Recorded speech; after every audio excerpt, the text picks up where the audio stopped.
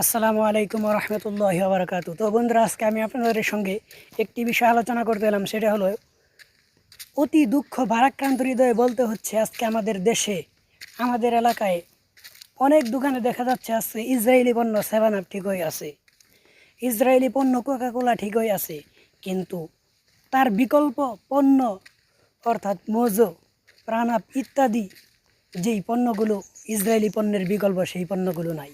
তাই আমাদের অনেক মুসলমান ভাই দেখা যাচ্ছে বাধ্য হয়ে, অনেক সময় বাড়িতে আত্মীয় এসে যায়, অনেককে অনেক দরকার পড়ে যায়, এমন সময় তার বিকল্প না পেয়ে বাধ্য হয়ে অনেকে কোকা-কোলা কিনছে, অনেকে 7 আপ কিনছে। তাই আমার বাংলাদেশের দোকানদার ভাইদের কাছে অনুরোধ থাকবে, আপনারা প্লিজ কোকা-কোলা এবং 7 আপের বিকল্প পণ্য অবশ্যই রাখবেন এবং আমাদের মুসলমান ভাইদেরকে ইসরায়েলি পণ্য বয়কট করতে, ফিলিস্তিনিদেরকে সাহায্য করতে সহযোগিতা করবেন। ভালো থাকবেন, সুস্থ থাকবেন।